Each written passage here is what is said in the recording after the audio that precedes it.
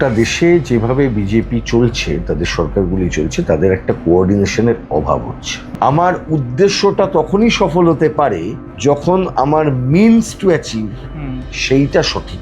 Cockroach জনতা party সম্পর্কে খারাপ কথা বলেছে, টার্গেট কিন্তু বামপন্থা। কিছু কিছু চ্যানেল এমন এমন হেডলাইন্স ব্যবহার করেছেন, এমন এমন ভাষা ব্যবহার করেছেন, ওই ভাষা আমরা রাজনৈতিক দলের মঞ্চ থেকেও করি না। বেঙ্গল কখনো সারেন্ডার করেনি। দুটো অত্যন্ত গুরুতর খবর আজকে সারাদিনের। একটা অবশ্য গতকালকে, সেটা হচ্ছে যে সুপ্রিম কোর্ট বলেছে যে পুলিশ লাঠিচার্জ করতে পারে না ছাত্রদের ওপর। সেটা নিয়ে একটা মন্তব্য সুপ্রিম কোর্টের তরফ থেকে এসেছে। এবং আজকে যে আপডেট পাওয়া গেছে, যেটা ককরোচ জনতা পার্টিকে যে প্রতিশ্রুতি দিয়েছিল কেন্দ্রীয় সরকার, সেটা রাখা হয়েছে। সর্বত্র মানে বিভিন্ন রাজ্যে যারা আন্দোলনে নেমেছিলেন নিটের বিরুদ্ধে, তাদের বিরুদ্ধে যা যা এফআইআর হয়েছিল সমস্ত প্রত্যাহার করে নেওয়া হয়েছে। অর্থাৎ বাংলার বুকে যে 16 জনকে গ্রেপ্তার করা হয়েছিল তাদের আজকে বিকেলবেলা জামিনে ছেড়ে দেওয়া হয়েছে। এই বিষয় নিয়ে আজকে আলোচনা করার জন্য আমার সঙ্গে রয়েছেন আইনজীবী সব্যসাচী চট্টোপাধ্যায়, একই সঙ্গে সিনিয়র বাম নেতাও বটে। সব্যদা, বেঙ্গল পলিটিক্সে আপনাকে স্বাগত। নমস্কার। এই ঘটনাটার অভিঘাত কতটা, যে সন্ধ্যেবেলা বিকেলের মধ্যে ছেড়ে দেওয়া হলো 16 জন যাদের গ্রেপ্তার করা হয়েছিল, তারা জামিন পেয়ে গেলেন? দেখুন, আমি তো মনে করি এখানে যারা দর্শক বা শ্রোতা আছেন তারা সিরিয়াস পলিটিক্সের শ্রোতা, বেঙ্গল পলিটিক্সের। তো দুটো ঘটনা খুব পরিষ্কার বোঝা যাচ্ছে। একটা, যে গোটা দেশে যেভাবে বিজেপি চলছে, তাদের সরকারগুলি চলছে, তাদের একটা কোঅর্ডিনেশনের অভাব হচ্ছে।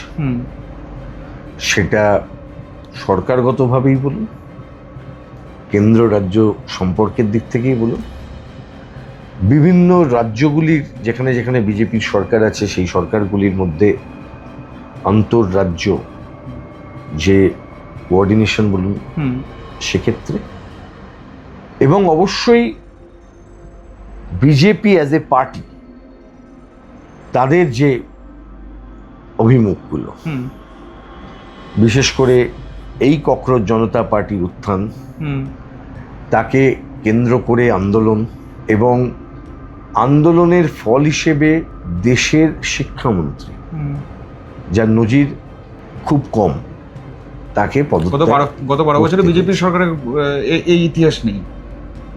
আমি তো বলবো যে গোটা দেশে এই নজিরের সংখ্যা খুব কম, এরকম ঘটনা খুব কম আসে। আচ্ছা, বিজেপি অন্তত পক্ষে এরকম পরিস্থিতি তো সৃষ্টি করেইনি। যে ট্রান্সপারেন্সি প্রশ্নের সামনে এসেছে, যতক্ষণ পর্যন্ত তদন্ত চলেছে তারা মন্ত্রিসভার বাইরে, ক্ষমতার বাইরে, প্রশাসনের বাইরে থেকেছেন। আমি প্রথমেই বলেছিলাম যে যখন এই এসএসসি স্ক্যাম হয়েছিল তখন এই প্রশ্নটা এসেছিল যে কেন পদত্যাগ করবেন না শিক্ষামন্ত্রী, মনে করছে? অবশ্যই। এবং সেই পদত্যাগই দিনের শেষে কিন্তু হয়েছিল, not as an MLA but মন্ত্রী হিসেবে। একটা দীর্ঘ সময় টালবাহানা করা হয়েছিল মমতা ব্যানার্জির সরকারের পক্ষ থেকে। অ্যান্ড টালবাহানা হয়েছিল এই জন্য যাতে করে আপনার আমার মধ্যে একটা মেসেজ, একটা বার্তা ঢুকিয়ে দেওয়া যায় যে আমরা ক্ষমতায় আছি, আমরা যা খুশি তাই করতে পারি। ট্রান্সপ্যারেন্ট কি ট্রান্সপ্যারেন্ট নয় সেটা আমাদের ক্ষেত্রে কোনো ফারাক করবে না। আমরা যদি মনে করেছি যে একে রাখবো তো ওকেই রাখবো। এই রাজনীতিতে আবার দুটো দিক আছে। এটা এমন একটা ক্ষেত্র যেটাকে আপনি ব্যবহার করতে পারেন দুভাবে। একটা হচ্ছে যখনই এই শিক্ষামন্ত্রীকে আপনি পদত্যাগটা করিয়ে দিলেন বা উনি করলেন, অটোমেটিক্যালি সেই জায়গায় একটা ভ্যাকেন্সি হলো, সেই ভ্যাকেন্সি পূর্ণ করলেন কেউ একজন, দায়িত্ব নিলেন, সেটা অন্য লোকও হতে পারে বা এক্সিস্টিং কোনো কেউ হতে পারেন, সেই দায়িত্ব তিনি পেলেন। একই সঙ্গে এটাও মনে রাখতে হবে যে ওই ব্যক্তি ছেড়ে যাবার মধ্যে দিয়ে সরকার যে সার্বিকভাবে তার ট্রান্সপারেন্সি প্রশ্নের সামনে এসেছিল, সেই ট্রান্সপারেন্সিটা খানিকটা ড্যামেজ কন্ট্রোল করতে পারলেন। আপনার মনে আছে এই পদত্যাগটার পর থেকেই অভিষেক বন্দ্যোপাধ্যায়, পশ্চিমবঙ্গের রেফারেন্সটা দিচ্ছি, উনি বলতে শুরু করলেন জিরো টলারেন্স ইন করাপশন।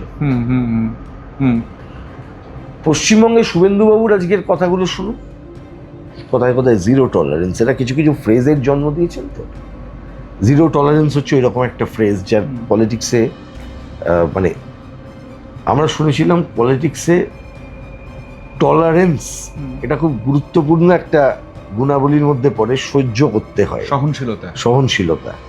একজন রাজনীতিবিদকে সহনশীল হতে হয়, বোঝাতে হয়, কনভিন্স করতে হয়।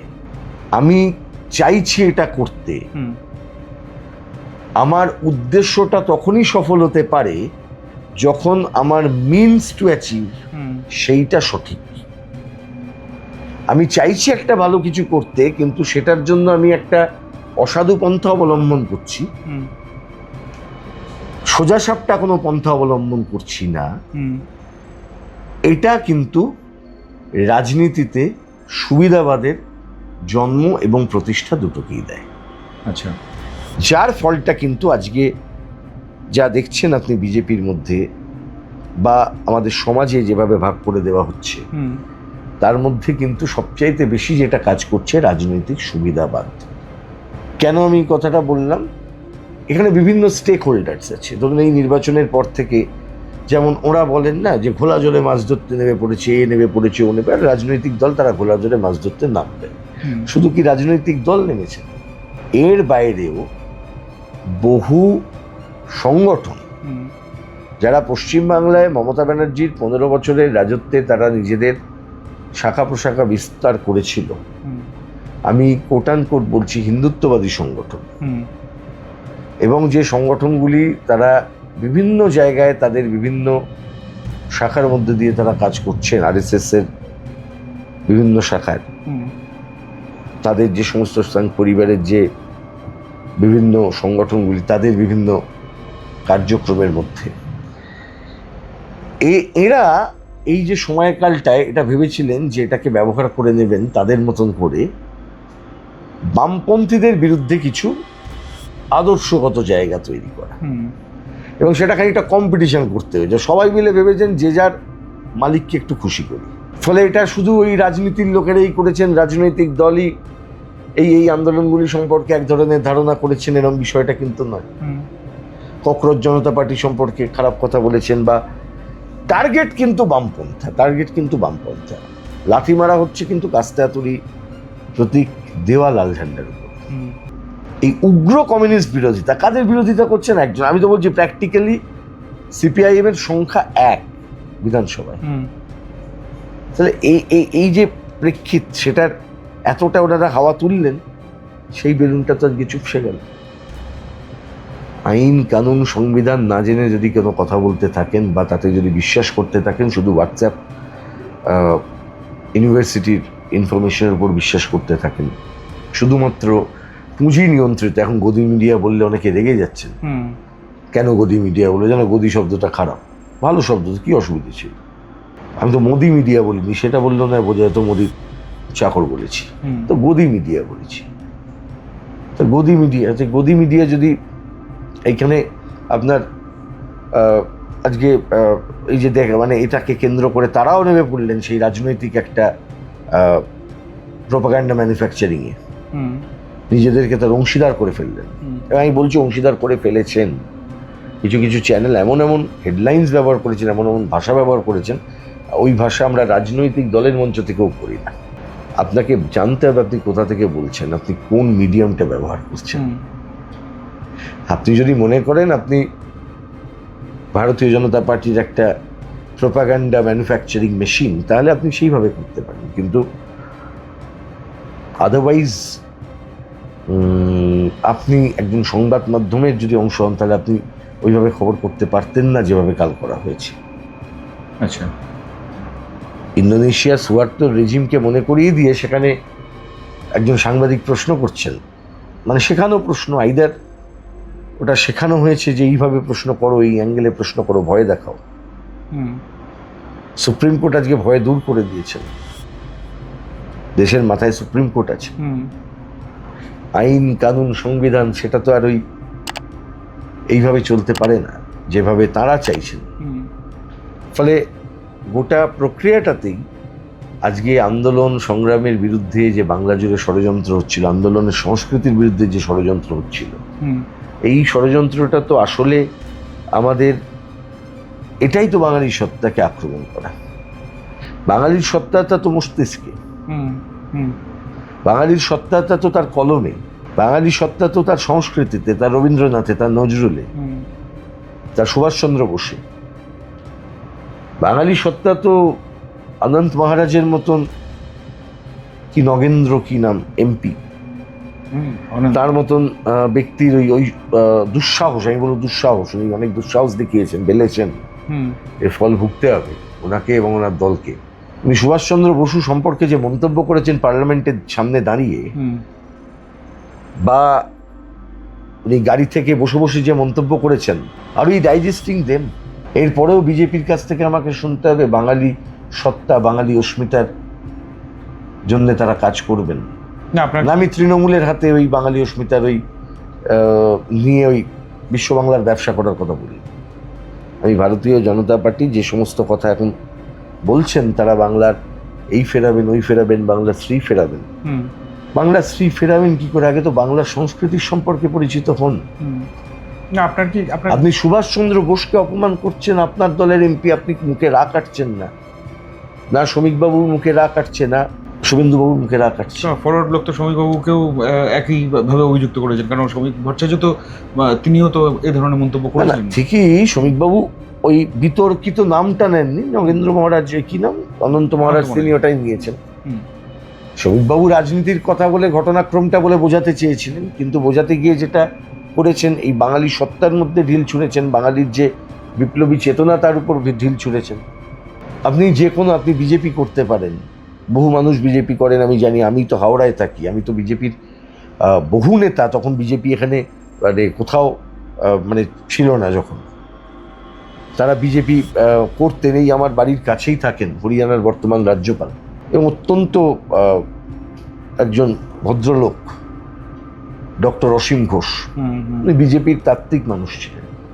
তো তাদের তাত্ত্বিকতা, শ্রমিকবাবুর যে বক্তব্য, এদের তো কনসিডারেবলি, এদেরকে আমরা থিওরিটিক্যাল মানুষ বলে আমরা জানি। তথাগত বাবুকে যেমন তার বক্তব্যের জন্য মাঝে মধ্যেই আমাদের বিরোধিতা করতে হয়, তার বক্তব্য, এমন কিছু বক্তব্য উনি রাখতে থাকেন যে বক্তব্যগুলোর কোনো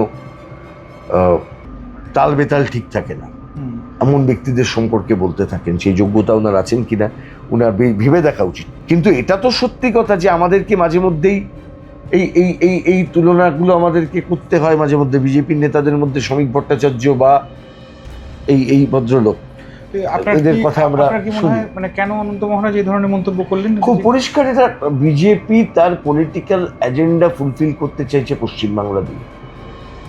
তাদের পলিটিক্যাল এজেন্ডা, যেটা বহু যুগ ধরে কখনোই তারা এই জায়গাটাকে পারেননি, চিন্তার জগৎটাকে নিয়ন্ত্রণ করতে। বেঙ্গল কখনো সারেন্ডার করেনি, এক্সেপ্ট এই তৃণমূলের 15 বছর ছাড়া। তৃণমূলের সবচেয়ে বড় পাপ কি জানেন? লোকে বলছে দুর্নীতি, লোকে বলছে তৃণমূল কংগ্রেস পশ্চিমবাংলায় ভেদাভেদের রাজনীতিকে প্রতিষ্ঠা দিয়েছে, অনেক কিছু বলছে, কিন্তু তৃণমূলের সবচাইতে বড় পাপ তৃণমূল যা করে গেছে, এই বাংলার সমাজটাকে একটি অরাজনৈতিক সমাজ গড়ে দিয়েছে। রাজনীতি কথাটাকে খারাপভাবে মানুষের মধ্যে প্রতিষ্ঠিত করেছে, অর্থে প্রতিষ্ঠিত করেছে রাজনীতি শব্দটাকে। তার সুযোগটা নিয়েছে ভারতীয় জনতা পার্টি, এবং তার সুযোগটা নিচ্ছে দীর্ঘদিন ধরে, আমি বললাম, শাখা প্রশাখা বিস্তার করা আরএসএস এবং তার যে সমস্ত সংপরিবারের সংগঠনগুলো। তৃণমূলের আমলে লুম্পেনদের রাজনৈতিক দলের নেতা করা হয়েছিল। এখন বিজেপির সময়ে রাজনৈতিক দলেরই যে একটা ভ্যাকুয়াম তৈরি হয়েছে, সেই জায়গাটা তৃণমূলের লুম্পেনরা গিয়ে ভরিয়ে দিচ্ছে। তার সাথে যুক্ত হয়েছে ওই শাখা প্রশাখায় থাকা ওই অর্গানাইজড জেসচাপ বাহিনী। পরিস্থিতি কোন জায়গায় যাচ্ছে আপনি দেখেছেন? কে কাকে বিয়ে করবে সেটা নিয়ে পর্যন্ত লোকে পশ্চিমবাংলায় খবরদারি করছে, খবরের কাগজে ভিন্ন ধর্মের বিয়ে নিয়ে সমস্যা তৈরি হয়েছে। কে কোথায় কোন স্কুলে পড়বেন, সেই স্কুলটা ঠিক তার পারমিশন আছে কিনা, এটা নিয়ে আজকে সন্দেহ হচ্ছে। শিক্ষা নিয়ে সরকারের ভূমিকা কি, এনইপি কে কেন্দ্র করে এই সরকার যেভাবে পশ্চিমবঙ্গের শিক্ষা ব্যবস্থাটাকে আজকে পুরোপুরি বাণিজ্যিক হাতে তুলে দেওয়ার জন্য একটা চেষ্টা করে চলেছে, যেটুকু আছে। প্রথমত 2020-তে আমাদের এলিমেন্টারি এডুকেশনের কোমর ভেঙে গেছে কোভিড পিরিয়ডে। গভর্নমেন্টের এত নাকি সাফল্য, তাদের কাছে ডেটা নেই যে কোভিড পিরিয়ডে কত ছেলে মেয়ে তারা স্কুল ছুট হলেন। ডেটা দিয়ে দিন, আমি চ্যালেঞ্জ দিচ্ছি কারোর কাছে এই ডেটা থাকবে না। কিন্তু ফ্যাক্ট, হাজার হাজার ছেলে মেয়ে স্কুল ছুট হয়েছে। গভর্নমেন্টের দেখার দায়িত্ব ছিল যারা স্কুল ছুট হলো তারা স্কুলে ফিরবে কিভাবে। গভর্নমেন্ট সেই কাজটা করতে পেরেছে।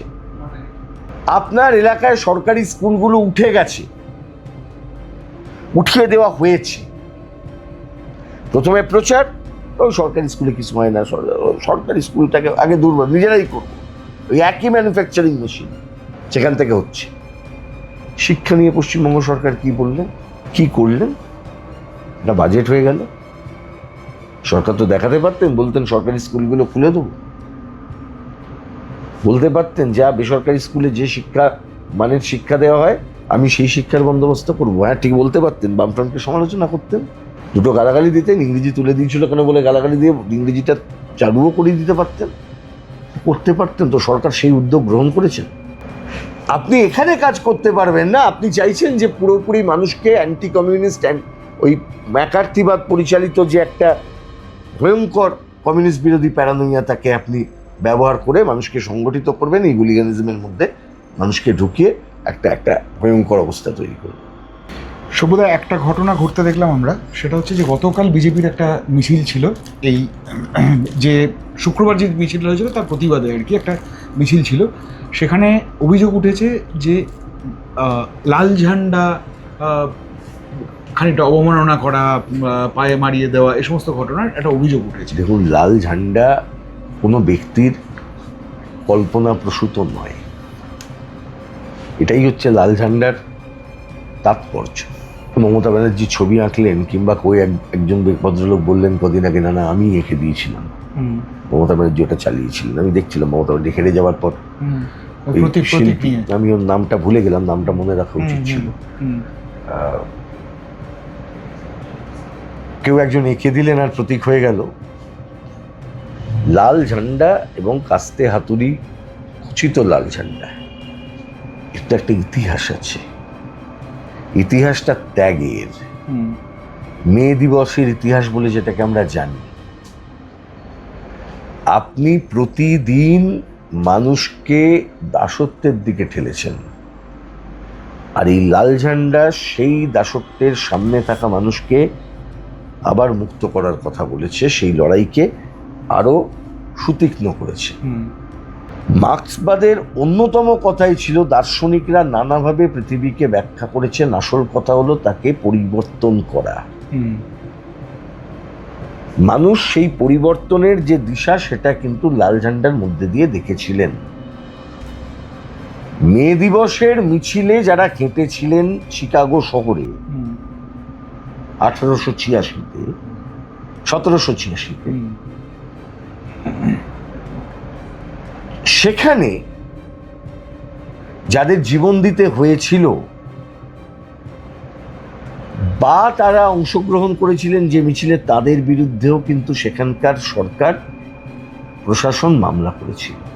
তার জন্মলগ্ন থেকে লাল ঝান্ডাই আক্রমণের দ্বারা আক্রান্ত। হিটলার চেয়েছিল, মুসোলিনি চেয়েছিল, স্পেনে ফ্র্যাঙ্কো চেয়েছিল।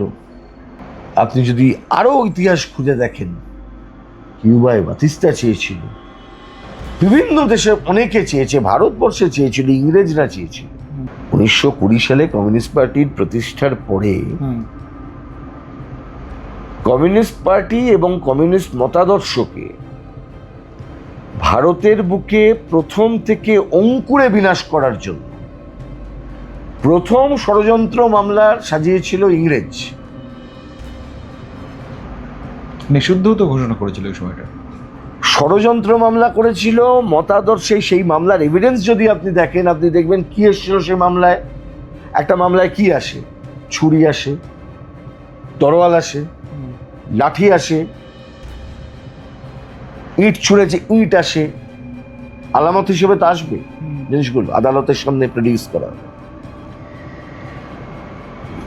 কি এসেছিল? দ্য কমিউনিস্ট পার্টির প্যাম্পলেট। কি এসেছিল? লেনিনের লেখা বই। কি এসেছিল? অন্যান্য লিফলেট।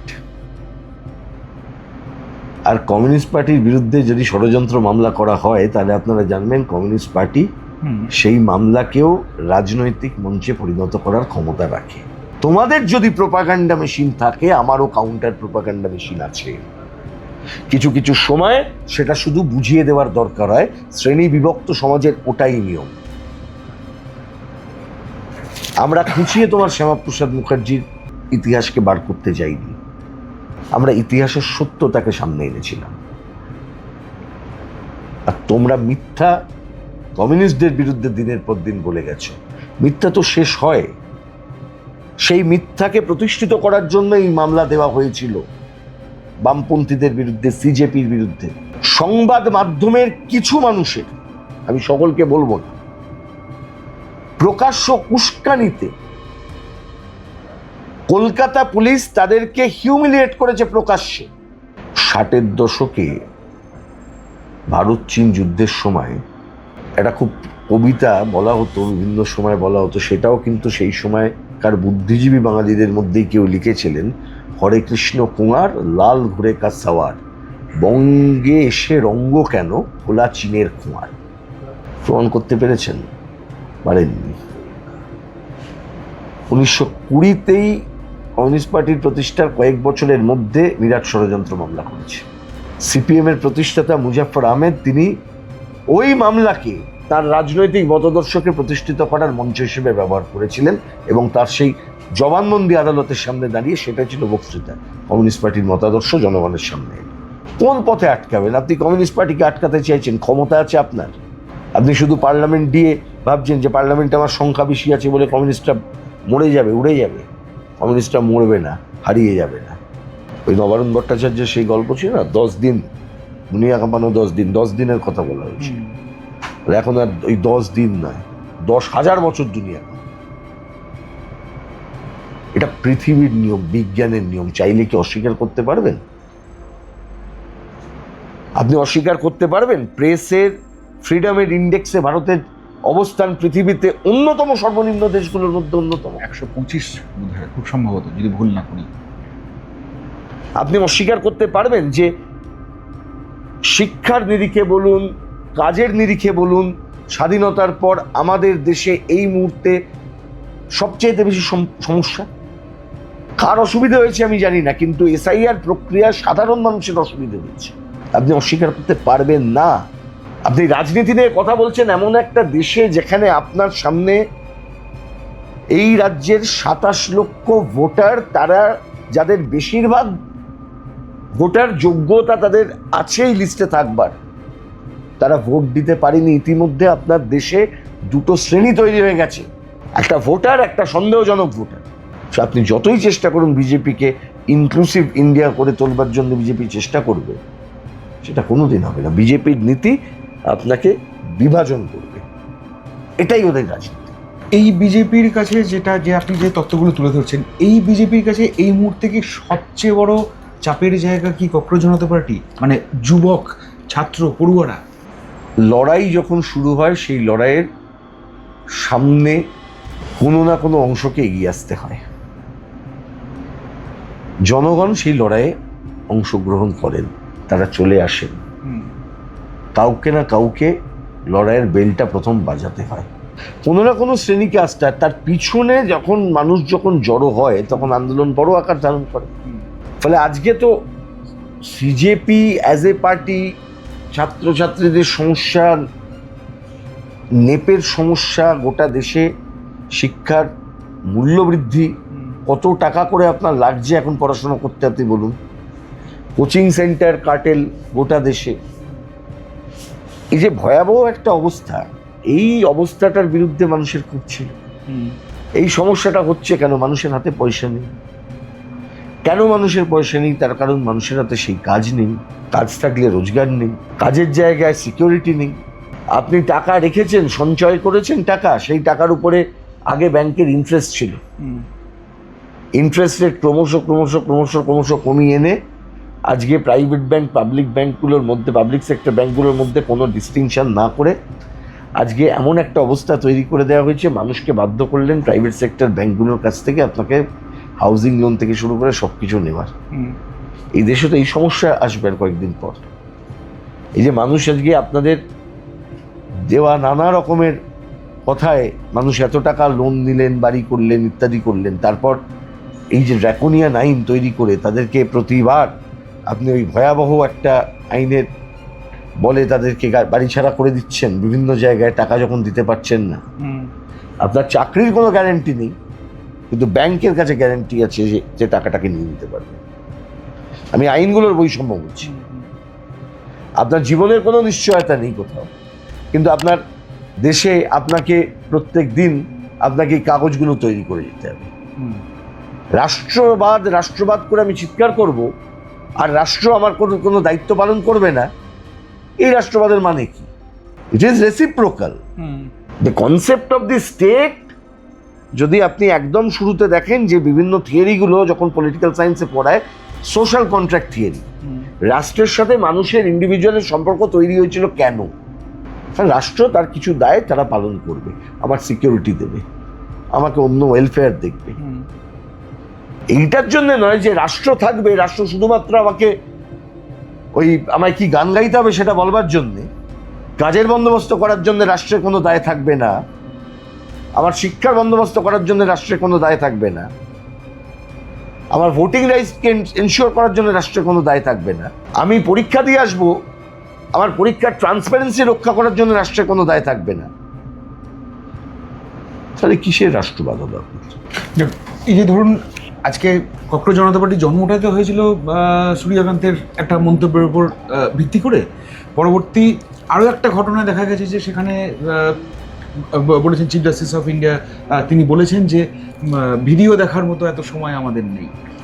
সেই সুপ্রিম কোর্টের সুর এখন অনেক নরম, অনেকটা যেন ছাত্রদের প্রতি সংবেদনশীল হয়েছেন। এটার কারণটা কি? দেখুন, আমি এই কথা কখনোই বলবো না যে সুপ্রিম কোর্ট ছাত্রদের প্রতি আলাদা করে সংবেদনশীল বা সংবেদনশীল নন। এই বিচার করার জন্য তো আমরা বসিনি। সুপ্রিম কোর্ট বসেছিলেন এই ঘটনার বিচার করতে। আমাদের একদম যেভাবে মাননীয় প্রধান বিচারপতি বলেছেন, আমাদের সামনে কোনো কাগজ ছিল না, আমি রেজিস্ট্রিতে খবর নিয়েছিলাম, তাই আমরা অন্য কিছুতে আমি ঢুকতে চাই না। এটা হতেই পারে, উনি ওনার বক্তব্য রেখেছেন। উই আর এক্সপেক্টিং যে উনি কিছু বলবেন, উনি দেখবেন বিষয়টাকে, উনি আরও সংবেদনশীল হতে পারতেন। ককরোচ মন্তব্য নিয়ে তো উনি নিজেই স্বীকার করেছেন, এবং তার মন্তব্যের জন্য তিনি প্রকাশ্যেই বলেছেন যে তিনি ওইভাবে বলতে চাননি, এটা লোকে ভুল বুঝেছেন। আমি ধরে নিলাম ভুল বুঝেছে মানুষ। কিন্তু ঠিক একটা জিনিস যে ভালো পরিস্থিতি বিচার ব্যবস্থারও বিভিন্ন সময় এই বিচার করতে গিয়ে এই উপলব্ধিগুলো হয়, কারণ এটাই বিচার ব্যবস্থার কাজ, যে রিয়েলাইজেশন। এবং বিচার ব্যবস্থা কখনো একটা ধারণাকে নিয়ে থাকেন না। আমি ককরোচ জনতা পার্টি এপিসোডে বলছি না, গত কয়েক বছর ধরে আমাদের দেশে এই লাঠি জাস্টিস, বুলডোজার জাস্টিস, লাঠি জিসকা ভাইস উস্কা, চোর যার মুলুক তার, এই একটা জুরিসপ্রুডেন্স খুব ডেভেলপ করছিল বিচার ব্যবস্থায়। তার জন্য আমরা দেখছিলাম যে মানে রাষ্ট্র খুব রেকলেসলি সব কতগুলো বিষয় উচ্ছেদ, রেকলেস, এই মানে একটা মজা, উল্লাস, ভাঙা হচ্ছে, সব গুড়িয়ে দিচ্ছি, বুলডোজার চলবে, মানে এই যে একটা অংশের মধ্যে একটা উল্লাস। এই যে বলছে রাস্তায় বসে থাকে, ও খাবে কেন, ও কি করবো, ও কি দেয় স্টেটকে, ও ফুটপাতে ব্যবসা করবে। তো কথাটাও তো ঘুরিয়ে প্রশ্ন করার সময়টা এসে গেছে এখানে, যে ফুটপাতে ব্যবসা করবে কেন, কেন রাষ্ট্র তাকে আলাদা কাজের বন্দোবস্ত করতে পারবে না? ও যদি ঘুরিয়ে প্রশ্নটা করে রাষ্ট্র বলতে পারবে কিছু? এই ব্যালেন্সটা বিচার ব্যবস্থা রক্ষা করে দুয়ের মধ্যে, আর এই ব্যালেন্সটা রক্ষা করার জন্যই আমাদের সংবিধান, একটা ব্যালেন্সড অ্যাপ্রোচ। বিচার ব্যবস্থার কিছু কিছু রায় এই ব্যালেন্সড অ্যাপ্রোচটাকে একটু ধাক্কা মেরেছিল, মারছেও। অন্তত আজকে এই যে সিদ্ধান্ত নিয়েছেন মাননীয় প্রধান বিচারপতি, সেটা ভালো লক্ষণ, এইটুকু আমি বলতে পারি। লাস্ট ইস্যু এই প্রসঙ্গটাতেই ব্যাপারটা রয়েছে বলে আমি আপনাকে জিজ্ঞেস করছি, সেটা হচ্ছে যে শুক্রবার যখন ধর্মতলা মানে শিয়ালদা থেকে ধর্মতলা পর্যন্ত যখন মিছিল আসে, সে সময় একটা পোস্টার শ্রীলেখা মিত্রের হাতে ছিল। সেই পোস্টার যথেষ্ট মানে বলা হচ্ছে মানে এই যে প্রধানমন্ত্রী, দেশের প্রধানমন্ত্রী, তাকে নিয়ে একটা ক্যারিকেচার ছিল, সেটাকে তিনি ধরেছিলেন। কিছু জায়গা আছে জানেন তো, আমি বলতাম আগে, মানে এরা কারা করেন, কেন করেন, কাছে যেতে যাওয়ার জন্য করছেন, মানে নেতাদের আর কি। আচ্ছা, ওটা বলে যদি একটু খুশি করে বিজেপির নেতা হয় যায়, দেখে যান আমার ধারণা তৃণমূল থেকে গিয়া বিজেপি বা এরকম বিজেপি টিজেপি এই সমস্ত হবে, বা একদম টিপিক্যাল কোনো কে করেছে এই এফআইআরটা? এফআইআরটা বিভিন্ন জায়গায় কেয়া ঘোষ বোধহয় করেছেন। হ্যাঁ, কেয়া ঘোষ প্রথম করেছেন। তারপর কেয়া ঘোষের অন্তত পক্ষে, তিনি তো শিক্ষিত মানুষ, লেখাপড়া করা মানুষ, সাংবাদিক ছিলেন, মানে সংবাদপত্রে দীর্ঘদিন চাকরি করেছেন উচ্চ পদে, তো তার তো এটা সম্পর্কে জানা উচিত ছিল যে ওটা করে তো উনি যেটা করলেন কি, ওই ছবিটা কার আমি সেটাও দেখিনি, তবে আমি একটা দেখছিলাম যে একটা লোক এরকম পাটা ফাঁক করা, একটা বোধহয় সিগারেট রয়েছে বা কিছু এরকম একটা কিরকম একটা ছবি, কিনা একটা ছবি উনি ধরে আছে, হতেই পারে একটা ছবি, কত কার্টুন আসে, কত ছবি আসে। আমেরিকাতে তো ওই ট্রাম্পের বড় বড় বানিয়ে লাথাতে নিয়ে যায়, সেও তো দেখেছেন আপনারা। আমেরিকা করছেন তো, আমেরিকাতে তো ট্রাম্পের বিরাট একটা, ওগুলোকে কি বলে, সেই বিরাট মূর্তি, আমাদের যেমন কুশপুতুল, ওখানে পুরো সুন্দর পুতুলের মতো পুরো একটা মূর্তি করে ওটাকে লাথি মারতে নিয়ে যাচ্ছে। এগুলো বিরোধিতার কালচার, এটা বন্ধ করছেন কেন? এবার এই ছবিটা নিয়ে কেউ জানতেন না, সেটা বলছে নাকি মোদিকে বলেছে, উনি চিনতে পেরেছেন। আমি প্রথম বলছি, যিনি এফআইআর করেছেন উনি চিনতে পেরেছেন, আমি কিন্তু ওকে মোদি বলে চিনতে পারিনি লোকটাকে। হচ্ছে মোদির ওই ছবিটা একজন লোকও দেখতো না, কারোর মাথায়ও ছিল না শ্রীলেখা মিত্র ওটা কি ধরেছেন। কিন্তু ধন্যবাদ ওই কেয়া ঘোষকে, ওর ওটার জন্য মোদির ওই ছবিটা কিন্তু এখন সবাই কিন্তু ওটাকে দেখছে, আর ভাবছে এফআইআর হবে, এফআইআর হয়ে কী হবে? ওই এফআইআর নোটিশ ছাড়া যদি আপনাকে গ্রেপ্তার করে, এমনি পুলিশের যে ওসি থাকবেন তাকে কোর্টে আসতে হবে, কারণ অর্ণেশ কুমার বনাম বিহার রাজ্যের মামলায় 7 বছর পর্যন্ত সাজা যদি এইটা সুযোগ দেয় ওই কারণে, ওই পোস্টারটার জন্য, তো নোটিশ দিতে হবে, আপনাকে ডাকবে, ডেকে তারপরে আপনাকে কারণ দেখাতে, আপনি কী করেছেন একটা পোস্টারের জন্য, আর কী করবেন, ম্যাক্সিমাম এটা হবে, তার বেশি তো হবে না। আইনি নোটিশ তো পাঠিয়েছেন সরকারের তরফ থেকে, যাবে, ঘুরে আসবে, কি অসুবিধা আছে? চা জল খাবে, চলে আসবে, ওখানে কি করবেন? আরে বিজেপি সরকারের সময় আপনার মনে আছে 66A? হ্যাঁ, 66A, হ্যাঁ, বাতিল হয়েছিল তো। অম্বিকেশ মহাপাত্র যে কার্টুন করেছিলেন, সেই কার্টুনটা কেন, মানে অম্বিকেশ মহাপাত্রের বিরুদ্ধে কোনো ব্যবস্থা সরকার গ্রহণ করতে পারেনি কার্টুন দেখানোর জন্য? কিন্তু সে তো এখনো শেষ হয়নি, সে মামলা আজও চলছে। না, ওটা বোধহয় আর মানে মোটাই হয়ে গেছে। আমি অম্বিকেশ মানে স্যারের আমি একটা ইন্টারভিউ করেছিলাম, তাতে বলেছেন যে একটা মামলা বোধহয় আছে, 3টে মামলা হয়েছিল, 2টো গেছে, এখন একটাই আছে বোধহয়। কার্টুন দেখানোর জন্য কাউকে জেলে যেতে হয় না, ঠিক আছে? এই সহনশীলতাটুকু থাকার দরকার ছিল। কাছে যাওয়ার জন্য চেষ্টা যদি করে থাকেন কেউ, আমি ব্যক্তিগতভাবে নির্দিষ্টভাবে কাউকে বলছি না, যেহেতু আমি কেয়া ঘোষের নাম এখানে করলাম, নির্দিষ্ট কোনো নেতাকে বললাম, কেউ এফআইআর করে, পশ্চিমবঙ্গের বিভিন্ন থানায় নাকি এফআইআর হচ্ছে, আপনি বললেন, তারা এফআইআর করে কি হচ্ছে, ওপরের কোনো নেতার কাছে পৌঁছবার চেষ্টা করছেন, বা মোদিজি যদি একবার শুনে নেন, নিয়ে যদি মন কি বাতের সঙ্গে উনি একটু মিলিয়ে নেন, এই চিন্তাতে করছেন, কিন্তু এটার কিছু হবে না। বরং যেটা হবে, ওই ছবিটা শ্রীলেখা মিত্রের হাতে যেটা ছিল ওটাকে সবাই দেখবে, আরও অনেকগুলো লোকের কাছে এই ছবিটা গিয়ে পৌঁছে যাবে। ধন্যবাদ যারা এফআইআর করলেন তাদের দৌলতে, যারা তথা আপনারা মানে আপনারা বলেছেন ওই ছবিটা দেখে মোদিজির সঙ্গে সিগারেট, মোদিজি আর সিগারেট এইরকম বলে আপনাদের একটা ধারণা, এইরকম একটা ছবি আমি কিছু একটা দেখি, ছবি, হ্যাঁ, ওই ছবিটা বেশিরভাগ লোক দেখবে এসে পুরো মমতা ব্যানার্জিকে তেল মারতে গিয়ে শান্তনু সেন নাকি একটাই গণ্ডগোল করে ফেলেছিল, বিজেপির এখন এমএলএ হয়েছেন কৌস্তব বাগচি, ওকে গ্রেপ্তার করে নিয়ে গিয়ে। আচ্ছা, ঠিক আছে, মমতা ব্যানার্জির ওই যে বই ছিল না দীপক ঘোষের লেখা, মমতা ব্যানার্জিকে যেমন দেখেছি, ওই বইটা থেকে কৌস্তব অনেকগুলো জায়গাকে তুলে ধরে কোনো একটা পার্টিকুলার চ্যাপ্টার, যেটা অবশ্যই মমতা বন্দ্যোপাধ্যায়ের ব্যক্তিগত জীবনকে কেন্দ্র করে দীপক ঘোষের বইতে ছিল। বইটা তো ব্যান হয়নি, নিষিদ্ধ হয়নি। ওই বইটা থেকে কৌস্তব বোধহয় কোনো প্রোগ্রাম ওটা পড়ে আসে। পড়ে আসার পর কি হয়, ওটা আমি একদিন শুনি যে রাত্রিবেলা ওকে গ্রেপ্তার করে নিয়ে গেছে। তো আমাকে সেদিনকে সংবাদ মাধ্যম যখন জিজ্ঞেস করেছে, আমি যে কি হলো বলুন তো, বইটা যারা একজন পড়তো কি দুজন পড়তো কি 2000 জন পড়তো, আজকের এই ঘটনার পর যে এফআইআর কারী তার জন্য বইটা পাবলিসিটি হয়ে গেল আরো বেশি। সত্যিই তাই হলো, বইটার পিডিএফ এর জন্য সারা পড়ে গেল ওই রাত থেকে। তাহলে যে লোকটা পড়তো না সেটা পড়ে গেল, ধন্যবাদ জানাতে হবে না? কিন্তু এই যে কমিউনিস্ট পার্টির পতাকাতে লাথি মারলো, ওরা ভাবলো ওরা, দেখো আমার কাছে পতাকার মানে হচ্ছে ওর তাগিদ, ওর ইতিহাস, ঠিক আছে, ওর যে মর্যাদা, ওর যে ঐতিহ্য, যে উত্তরাধিকারটা আমরা বয়ে নিয়ে যাচ্ছি। যিনি লাথি মারছেন ওর কাছে ওটা, ওর কাছে ওকে ওইভাবেই শেখানো হয়েছে যে ওইটা কমিউনিস্টরা খুব খারাপ, কমিউনিস্টরা খুব খারাপ, কমিউনিস্টরা খুব খারাপ। তবে গিয়ে সেই ঘৃণা প্রদর্শনটা করছে।